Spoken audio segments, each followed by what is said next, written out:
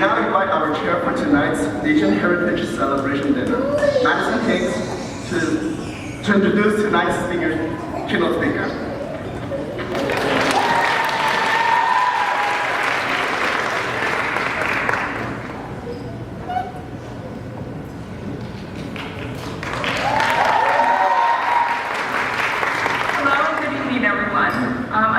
I hope you've enjoyed this evening thus far. I'm Madison Hicks, a second-year Museum Studies graduate student and a Chinese American adoptee from Fort Wayne, Indiana. In my fourth year as part of ASU and my second year as part of the planning team for this dinner, it is incredible to look back and see how much we have overcome. With each year, we have faced different obstacles and challenges, yet we have always pulled together as the members of ASU in order to successfully host this event. I am extremely honored to be the first ever female chair of the Asian Heritage Celebration Dinner.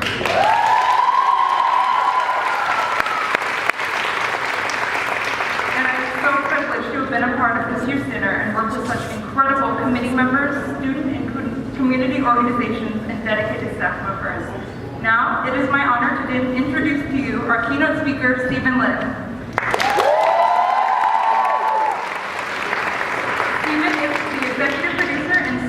BuzzFeed's Barbara Worth It series and an Ohio native. With great excitement, we present to you Stephen Lim, keynote speaker of the 8th Annual Asian Heritage Celebration Dinner.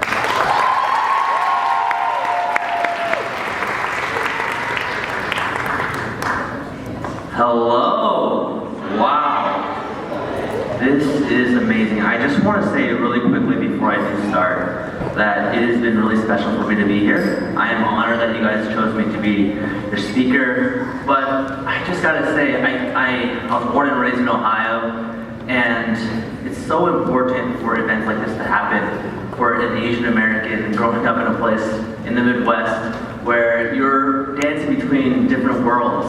Worlds at home, worlds online, worlds in the community, worlds with your friends, and it's just really, really special to be a part of this. So I am honestly saying that from the bottom of my heart, and I am just so happy to be back here in the Midwest. So yeah, give yourself a round of applause.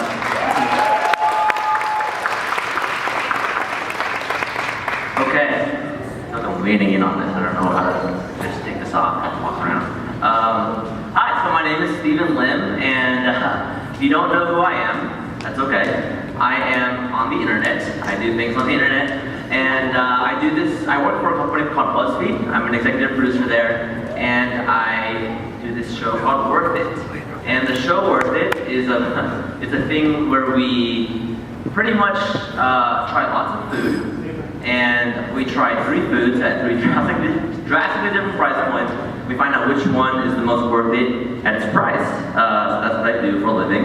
And I will say,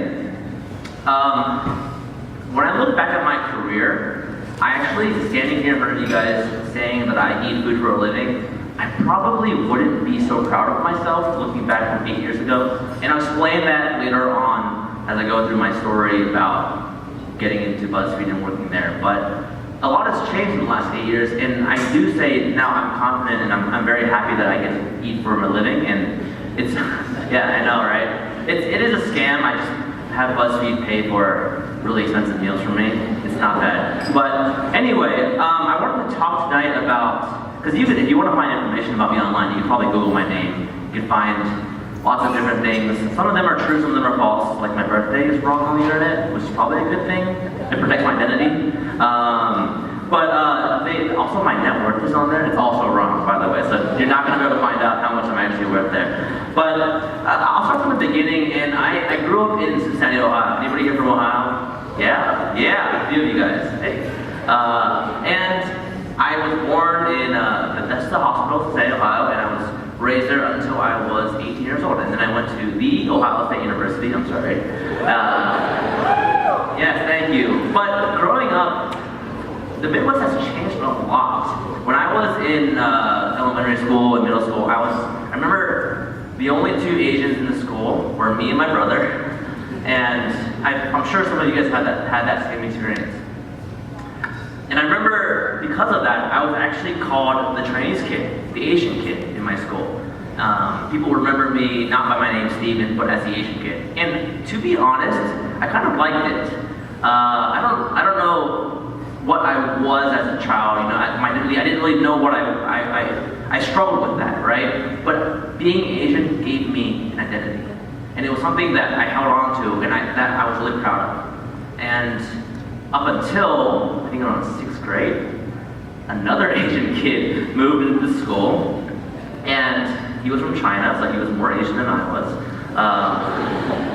But then there were 2 Asian kids in our school, and actually it put me through this weird headspace because I had lost that sense of my own identity, my own pride. And then I realized, it's not that I'm Asian that makes me special or who I am, it's really just me, I'm Steven. And Asian is a part of my identity, but it's something that is not the only defining part of me. In fact, I grew up in Ohio, I love sports, I love math, and just because I love math doesn't mean I'm a good or bad Asian, it just means it's who I am. And, that part of me growing up was just wrestling with my identity, wrestling with it. And it wasn't, I think for the first 18 years of my life, I studied hard. My parents were immigrants in this country, and they told me, Steven, if you study hard, you can achieve anything. And I said, what should I study? And they said, engineering.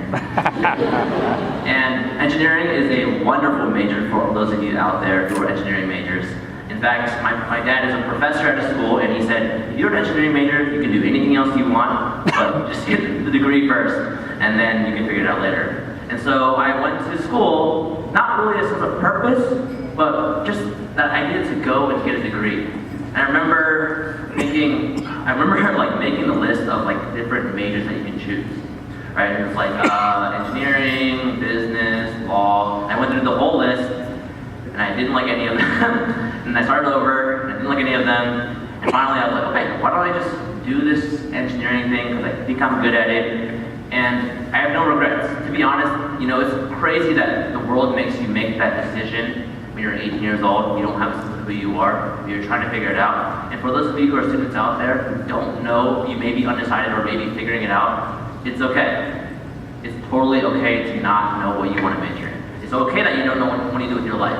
It's okay that, in 10 years, you may not be doing anything remotely close to what you're studying now. But you just got to go through the process. And so I graduated with an engineering degree, and I went to work at a company in Cincinnati, Ohio. It's called Procter & Gamble. Anybody heard of it? Yeah, it's a pretty cool company. And I worked for the coolest product of all time, Tide Pods. Yes, I helped launch Tide Pods. I am a monster. Yeah, kids are eating them nowadays with me. But I worked there for 2 years, and I remember my first day at work. I was there, and I was thinking to myself, wow, okay, this is super exciting. I got a job straight out of college, and I'm gonna make it. I'm gonna make it. And then, the very first meeting that we had, we were called into a meeting, and it's really funny. They were like, okay, going around with our tasks for the day, and at the end of it, the guy leading the meeting was like, all right, and now we have a special surprise. We're gonna celebrate this guy named Bill. Bill has been working with Procter & Gamble for 25 years. And he's been working on Tide Pods for 25 years. He's been working on soap for 25 years. And I thought to myself, oh my God, that's gonna be me in 25 years. I'm gonna be working on soap for the next 25 years. And I thought, oh Lord, help me now. And that set me in a spiral for the next 2 years to figure out what I really wanted to do. And it's not that I have anything against engineering or Tide Pods. It's just that I saw around me that there was this deep love for engineering that I didn't have. My coworkers loved their job. They loved being around the other people. They loved manufacturing and traveling, and I just wasn't totally on board with it. And I was always good at engineering. I had grades in college. I was a great student, but I just didn't have that love for it. And so, I spent the next 2 years trying everything I possibly could. And this is actually the one maybe thing I would change about my college career is I wish I had just tried more stuff. I would encourage you, for those of you in college, to just try more things. Because this is the best time to do it, and you have this community of people to do it. And so I started picking up drums. I was really bad. I started running more. I started to do this thing called YouTube. And what I did was I picked up my phone and I just started shooting videos with my phone. That was it. People ask me, how do you get started? Was it really easy? It wasn't easy, but I just had this passion and love for just making stuff. And so I thought, why not just try making a video? And the moment I picked up my phone and started making those videos, I was in love. I was in love with the process of filming and directing and editing and producing. And that's when I knew that's what I wanted to do. I think I realized at that point, it's not about, for people may say, is it about the fame? Is it about the money? What is it about? And it's really just about loving the process of whatever you're doing. Whether or not you are a teacher, or you're an academic, or you're a student, or you're in engineering, or you're in hospitality, whatever it is, do what you love. And so, about 2 years into my job, I was thinking, all right, I'm gonna quit my job. I'm gonna finally go and make YouTube videos full time. So I called a meeting with my manager, and he kind of had a sense that I was gonna quit, I think, because I walked into the room and I said, and before I could say anything, he actually stopped me. He said, okay, Steven, before you say anything, I just want to, hand you this piece of paper. And he said, this is your raise for the year. You did a really great job, and we want you to stay around. And I picked up the paper, I looked at it, I was like, wow, that's a lot of money. In my head, I thought that, I didn't say it out loud. And then he says, okay, Steven, do you have anything to say now? And I said, no, I'm good. I like money. I mean, what? And I walked out the door, and I chickened out. I went home, and I called my mom, and I called her thinking, man, I need her to convince me to take this job and stay here and just live the golden handcuff life. That's what they call it when you're with a company for a long time and you collect stock options over time. And so I called her and I said, Mom, I think they want me to stay in the company. And she said, why? I said, because they gave me money. And she's like, well, and shout out to my mom for breaking the Asian mom stereotype at the time. She said to me, Steven, what do you love doing? And I had to think about it for a long time. I said, well, I like making money. But I knew that I loved making videos.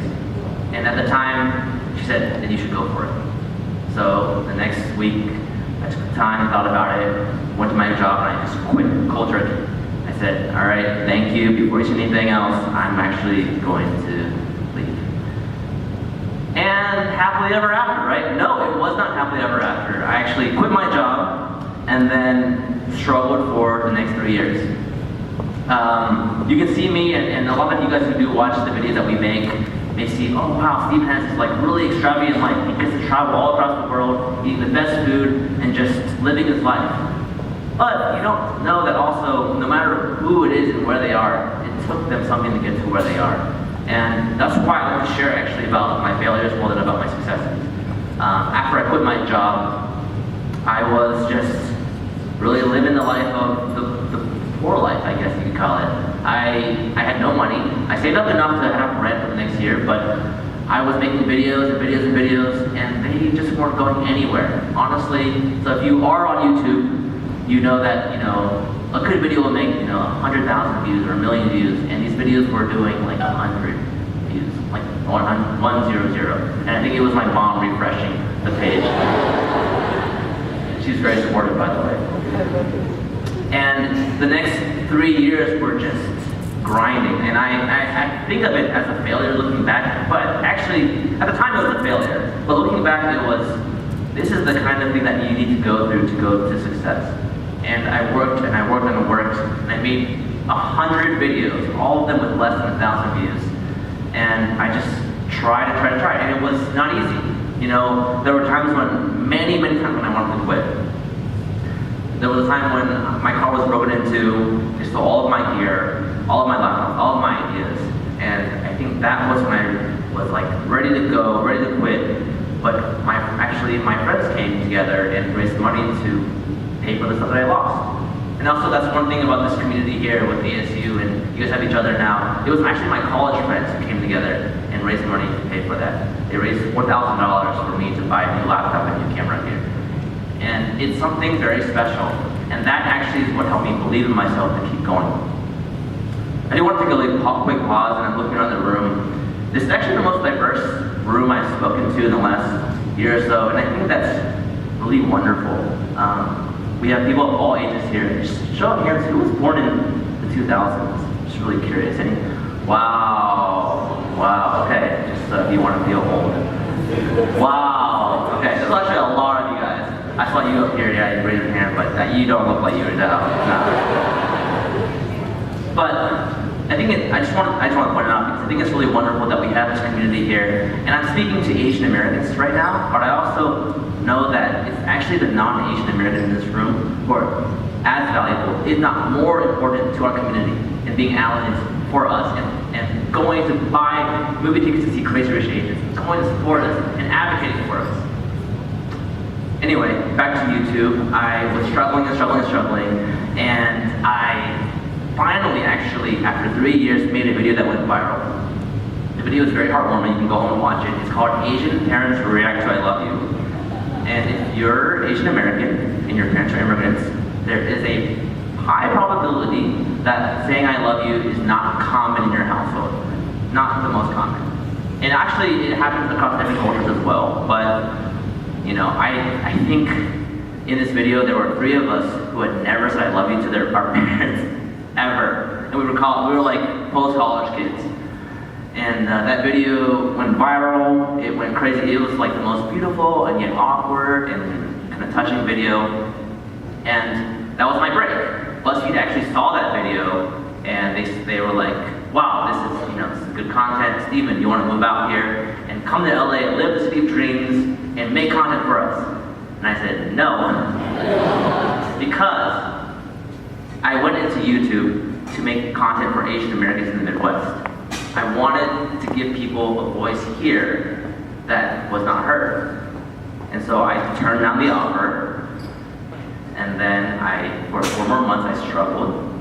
And then my friends at the time were like, "Steven, remember that job offer you got?"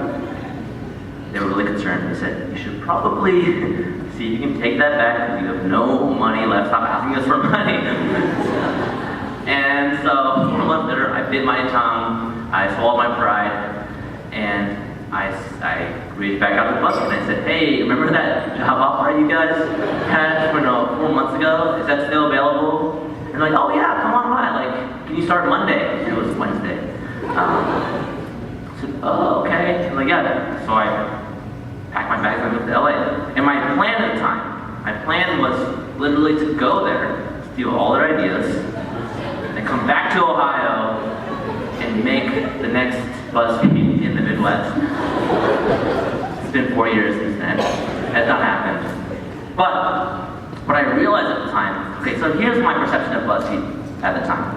I was thinking, oh my gosh, these guys make cat videos.